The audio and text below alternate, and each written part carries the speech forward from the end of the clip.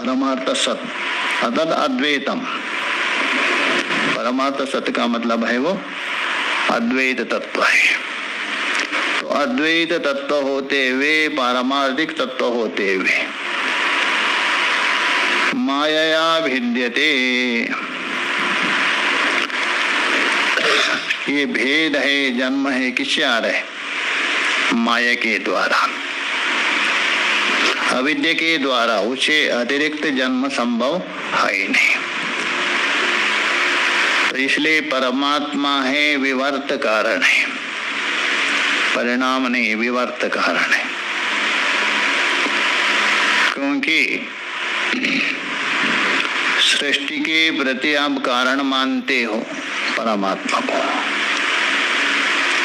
तस्माद् वा एतस्माद् आत्मना आकाश संभूता। अभी जो सृष्टि करते हैं परमात्मा, उसमें शरीर चाहिए, शरीर चाहिए ना। परमात्मा का शरीर कौन है? नहीं, माया ही शरीर मानते उसको, माया को ही शरीर मानते हैं, माया को ही मन मानते हैं। तो वहां दो है, एक चेतन और माया, दो है, दोनों मिलके काम कर रहे हैं। शुद्ध चैतन्य है, अक्षर ब्रह्म है, वो कारण नहीं बन सकता। यहाँ तो कारण ब्रह्म है, जगत का उत्पत्ति का हो कारण ब्रह्म है। कारण ब्रह्म बोलते हैं, दो पढ़े, कारण और ब्रह्म। केवल ब्रह्म नहीं मान रहे, कारण ब्रह्म। क्यों बोल दिया कारण ब्रह्म कहा दिया उसको? विशेषण क्यों दिया? जगत का कारण, उत्पत्ति कारण, कारण ब्रह्म मानते। कारण का मतलब है अविद्या। अविद्या का नाम क्या है? कारण शरीर है ना। उस कारण के साथ ब्रह्म का संबंध होने से क्या नाम पड़ेगा? कारण ब्रह्म। उसी का नाम है ईश्वर, उसी को ईश्वर कहा। तो कारण ब्रह्म है, वही जगत का कारण है। अब यहाँ दो है, एक माया है और एक चेतन है, दोनों मिलके चल रहे हैं। माया का परिणाम है जगत, और चेतन है उसका विवर्त है। इसलिए ईश्वर को निमित्त मान लिया और माया को उपादान माना। तो माया किसकी है? वो ईश्वर की। इसलिए ईश्वर को अभिन्न विवर्त निमित्त उपादान कारण।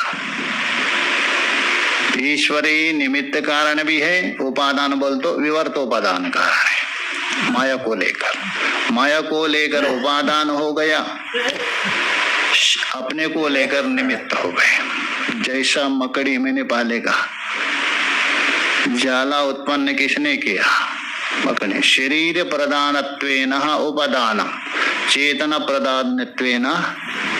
मकड़ी में दो अंश है ना। मरी हुई मकड़ी जाला बनाएंगे क्या? शायद बनाती होगी, नहीं बनाती, जीवित मानते। जीवित का मतलब उसमें चेतन है। तो शरीर प्रधानत्वेन जाला के प्रति उपादान हो गया, और चेतन प्रधानत्वेन निमित्त। वैसा ही चेतन प्रधानत्वेन वो निमित्त हो गया, माया प्रधानत्वेन उपादान। इसलिए ईश्वर को निमित्त भी माना है, उपादान भी माना है, दोनों है। पिछले बारे माया, माया बोल दो स्वशक्ति, परमात्मा की एक अचिंत्य शक्ति है, उससे भिद्यते। भिद्यते मतलब भेद होता है कार्य। उसके लिए प्रमाण क्या है? पहले बहुत बार दिया, इंद्रो मायापी पुररूपो ईयते। जो इंद्र है, इंद्र का मतलब वो स्वर्ग का राजा नहीं लेना, परमात्मा माया के द्वारा अनेक रूप हो जाता है। इसलिए बोले माया भिद्यते ही एतत्। एतत् का मतलब ही एतत्, अर्थात वो परमात्मा माया के द्वारा ही भेद होता है। कैसा? माया के द्वारा एक ही परमात्मा भिन्न कैसा हो सकता है, प्रश्न कर सकते हैं। तो उसको उत्तर दे रहे, अरे तो प्रसिद्ध है, उसमें क्या बड़ी बात है। तैमिरिकः अनेक चंद्रवत रज्जु सर्पधारादिभिर भेदेर इव, दो दृष्टांत दे रहे। जिसके आंख में तिमिर रोग आ गया, एक तिमिर नाम का एक रोग आता है। वो रोग आने से क्या होता है, आपकी दृष्टि थोड़ी हो जाती है, दो दो वस्तु दिखने लगती, एक को दो दिखता, अच्छी बात है। 100 रुपए देता आपको 200 रुपए मिलेगा। और देते समय भी ऐसा ही ना, 100 रुपए दे रहा आपको, अरे मैं 200 रुपए दे रहा हूं। तो ये तिमिर आदि रोग के कारण ये बोल रहे। एतद् भिद्यते बोल दो, अद्वैत परमात्मा भिन्न होता है किसके द्वारा, माया के द्वारा। कैसा, तैमिरिका, तैमिरिका बोल तो आंख में आने वाला एक तिमिर रोग है, उसके द्वारा। अनेक चंद्रवत, अनेक बोल तो दो चंद्रमा अथवा बहुत चंद्रमा, उसको देखने पर चंद्रमा बहुत दिख रहे अथवा दो। दूसरा एक दृष्टांत है रज्जु, रस्सी क्या दिख रहे, सर्प धारादि भी, किसी को सर्प दिख रहे, जलधारा दिख रहे, भूचित्र दिख रहे। तो एक ही रस्सी में इतना दिखने का सामर्थ्य है, क्या परमात्मा में क्यों नहीं दिखेगा। तो इसलिए बोल रहे सर्वधारादि विभेदेर इव, दो दृष्टांत दिए। वैसे ही एक ही परमात्मा माया के द्वारा नानत्व दिख रहे, भेद रूप से दिख रहे। न परमार्थ, तो पारमार्थिक भेद नहीं है उसमें। क्या रस्सी में वास्तव में भेद है क्या, पारमार्थिक वहां कुछ है ही नहीं। रस्सी से अतिरिक्त कुछ है, ना सर्प है ना जलधारा है, कुछ भी नहीं, न परमार्थ। तो इसलिए यहां भी ये दिखा रहे अनुमान। विवादास्पद आत्मतत्व विमतम तत्वतो भेद रहितम, तत्वतः भेद नहीं है उसमें। क्यों, आगे हेतु दे रहे, निरवयवत्वात्, निरवयव होने से, अर्थात आत्मा जो भिन्न रूप से दिख रहे वो माया के द्वारा, किंतु आत्मा में वास्तविक भेद नहीं है। क्यों नहीं है, निरवयवत्वात् हेतु है। दृष्टांत देना हो तो व्यतिरेक में दीजिए, अनुमान भी थोड़ा करना चाहिए ना। पक्ष बना दीजिए विमतम, विवादास्पद आत्मा। साध्य बना दीजिए तत्वतो भेद रहितम। हेतु दीजिए निरवयवत्वाद। दृष्टांत दीजिए यन्नेवं तन्नेवं यतः घटा, व्यतिरेक दृष्टांत। अच्छा, घट है, उसमें भेद रहित है क्या भेद सहित है? में तो भेद बैठा है, हमारा साध्य कौन है? भेद रहितम। व्यतिरेक में भेद रहित का अभाव हो गया, भेद सहित हो गया। घट में साध्य का अभाव भी है। हेतु कौन है? निरवयवत्वा, उसका अभाव भी है। व्यतिरेक होता है ना अनुमान, एक अन्वय होता है, एक व्यतिरेक होता है, केवल अन्वय होता है। पृथ्वी इतरेभ्यो भिद्यते गंधवत्वात्, ये व्यतिरेक है। घटो द्रव्याप्रमेयत्वात्, ये केवल अन्वय।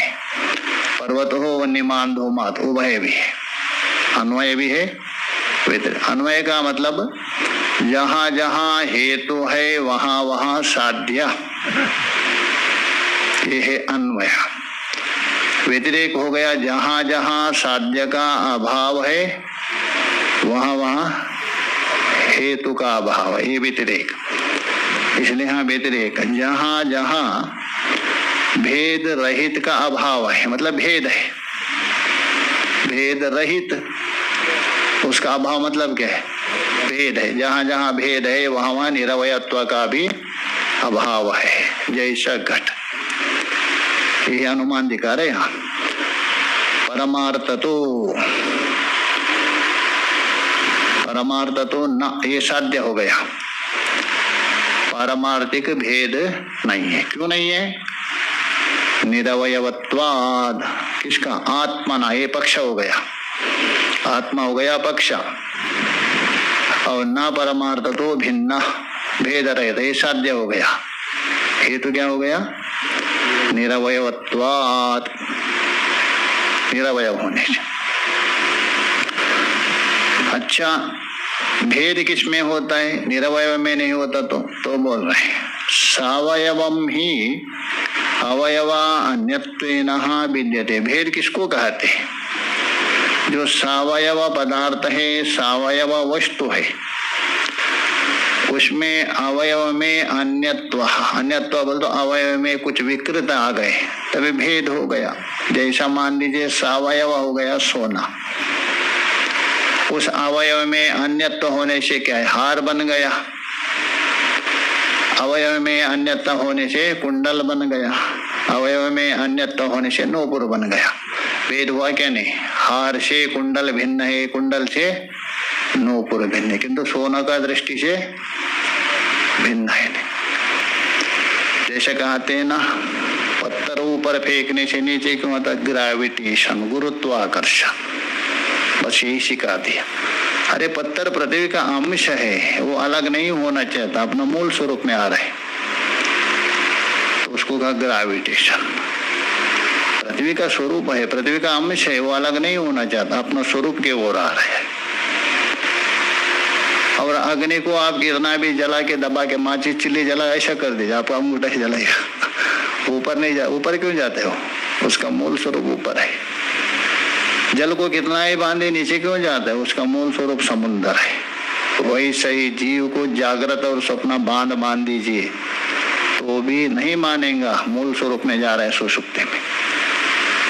हर एक वस्तु अपने में जाता है, मूल स्वरूप में, वो कभी बदलता नहीं। इसलिए बोल रहे हैं स्वभाव वैपरीत्य आगमनम। किसी का भी जो वास्तविक स्वभाव है वो विपरीत आगमनम बोल तो नहीं प्राप्त हो सकता है। हाँ, सूर्य है ना, बोल सूर्य मानते। वायु भी देखिए, नीचे दबा दिए ऊपर जाएगा, पृथ्वी नीचे आएगा, जल भी नीचे जाएगा, सब अपना अपना मूल के ओर जा। वैसे ही जीव भी अपना मूल स्वरूप है, ब्रह्म की ओर जाता सुषुप्ति में। यही सुना है ना बृहदारण्यक में, कहाँ गया था, कहाँ से आया, सारा वेदांत उसमें छुपा है। जितना पढ़ रहे ना वर्ष 2 ही में, सुषुप्ति में कहाँ गया था और कहाँ से आया, सारा वेदांत उसमें। उसी को लेकर ही अजात शत्रु ब्राह्मण है। तो इसलिए बोले न परमार्थतः, इसलिए बोले स्वभाव वैपरीत्यम आगमनम। कोई भी पदार्थ अपना स्वभाव से विपरीत को नहीं प्राप्त करता है। आगमन बोल तो नहीं जाता है, नहीं प्राप्त होता, स्वभाव नहीं छोड़ सकता है। जैसा अग्नि उष्णता को लेकर सर्व प्रमाण विरोधात्, क्योंकि सारे प्रमाणों के साथ विरोध है, सारे प्रमाण के साथ विरोध होगा स्वभाव को त्यागने पर। आत्मा कैसे? अजम अव्ययम आत्म तत्वम। आत्मा अज है, अव्यय है। ऐसे जो आत्म तत्व जन्म कहाँ से होगा? जन्म होने का स्वभाव नहीं उसका। हाँ, यदि है माया एव भेद्यते, माया को लेके भेद है, वास्तविक भेद नहीं हो सकता। न परमार्थता, अध्याहार कर दीजिए, यथा आकाश भेदवत दिया नहीं, समझ लीजिए। आकाश का भेद पारमार्थिक नहीं है। घटाकाश और कर्काकाश, मल्लिकाकाश, उदंचनाकाश पारमार्थिक नहीं, उपाधि को लेकर। न परमार्थ, तस्मात् निगमन बता रहे, इसलिए न परमार्थ सद्वैतम, इसलिए द्वैत पारमार्थिक सत नहीं। पारमार्थिक सत कौन है? अधिष्ठान रूप अद्वैत, ये सिद्ध हो गया। आगे स्वभाव वैपरीत्य गमनम, अगमन है, गमनम न है, वो ना को यहाँ लाए ऊपर का। तच्च अनिष्टम स्वभाव वैपरीत्य गमनम, अनिष्टम वहां लीजिए, ना को कोई जरूरत नहीं। स्वभाव वैपरीत्य गमनम, जो स्वभाव का विपरीत गमन है कभी होता नहीं। ना को अध्यार कर दी, नहीं तो ऊपर का ना यहाँ लेके आए। हाँ जी, तच्च अनिष्टम, यदि रुकेंगे तो वहां, यदि आप रुक जाएंगे नहीं तो आगे ले। तच्च अनिष्टम, तच्च बोल तो उसको स्वीकार करना, अर्थात आत्मा में वास्तव भेद स्वीकार करना अनिष्ट। यदि पूर्व के साथ अन्वय करते हो, यहाँ ना का अध्यार कर दीजिए, और यदि इसके साथ अन्वय करते ना का जरूरत नहीं, दोनों कर सकते। स्वभाव वैपरीत्य गमनम अनिष्ट, क्योंकि तच्च शब्द है ना, वो पूर्व के साथ जा रहा है, इसलिए तच्च अनिष्ट मतलब आत्मा में वास्तविक भेद स्वीकार करना अनिष्ट है, इसलिए यहाँ काम हो तो उत्तम। स्वभाव वैपरीत्य गमनम अनिष्ट, क्योंकि अथवा देहली दीप से अनिष्ट को दोनों तरफ से खींच लीजिए। तच्च अनिष्टम, तच्च बोल तो ऊपर जो बताया वो अनिष्ट है, और स्वभाव वैपरीत्य गमनम अपि अनिष्टम। तस्मात् न परमार्थः सद्वैतम, इसलिए द्वैत पारमार्थिक सत नहीं है, कल्पित है, ये सिद्ध हो गया। आगे बता रहे, अभी तक अपना पक्ष बता दिया, अपना पक्ष बताकर दूसरे पक्ष को निराकरण कर रहे। देखिए, दूसरा पक्ष है उसको निराकरण कर रहे। साथ साथ जीव का जन्म भी वास्तविक संभव नहीं है, पारमार्थिक रूप से जीव की जन्म भी नहीं है, वो बताने जा रहे। देखिए आगे कार्य का देख लीजिए। अजातश्चैव भावस्य जातिमिच्छन्ति वादिनः अजातो ह्यमृतो भावो मर्त्यतां कथमेष्यति।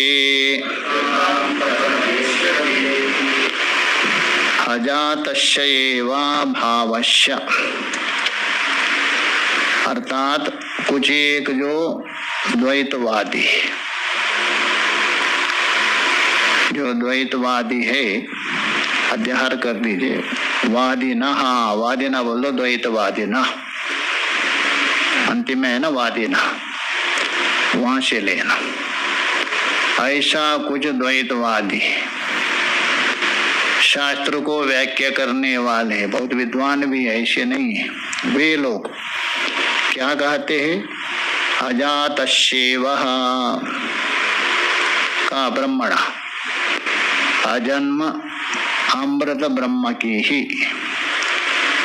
भावस्य का मतलब है तत्वस्य, जो अजन्म जो तत्व है, दोनों श्रेष्ठ है। अजातस्यैव भावस्य, अजन्म अमृत भावस्य बोल दो, तत्वस्य ब्रह्मणा। जातिम इच्छन्ति, जाति बोल दो जन्म, उत्पत्ति, इच्छन्ति उसका ही जन्म मानते हैं। कौन? वादिना, वादिना बोल दो द्वैतवादिना। उसमें क्या आपत्ति है? आप भी जन्म मानते हैं, वेदांती भी मानते हैं ना, जगत है, जीव है, ब्रह्म से उत्पन्न होता है, और वो मानने से क्या आपत्ति? इसलिए आपको कहना पड़ेगा पारमार्थिक रूप से।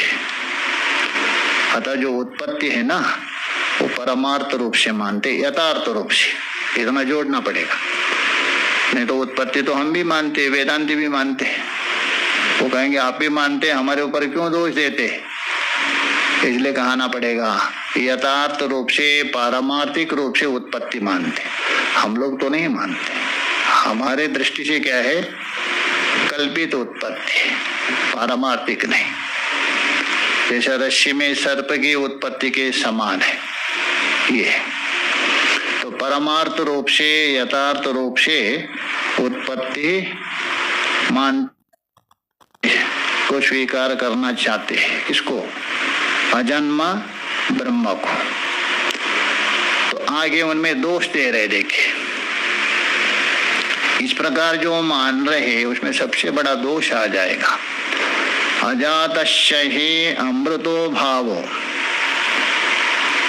जो अजात है, जिसका स्वभाव कैसा है, अजन्म है, और अमृता भावो, अमृता भाव बोल तो जो अमृत स्वरूप है, भाव का मतलब अमृत वस्तु है, ब्रह्म का संकेत। जो अजन्म है, अमर है, ऐसा जो भाव मतलब सत्ता परमात्मा। यदि जन्म मानेगा तो क्या होगा, मृत्यु होनी पड़ेगी ना। वो पूछ रहे मर्त्यताम कथम इष्यति, वो मरणशीलता को कैसा प्राप्त हो सकेगा, ये समझ में नहीं आ रहे। है अजन्म है, अमर है, ऐसा जिसका स्वभाव है, उससे आप जन्म मान रहे वास्तविक। यदि जन्म हो तो मृत्यु होना चाहिए, ये नियम है ना, ये प्रकृति का नियम है। जिसका जन्म हुआ उसकी मृत्यु होना ही है, चाहे तो कोई भी, भगवान भी क्यों ना, जिसका जन्म हुआ ये नियम है।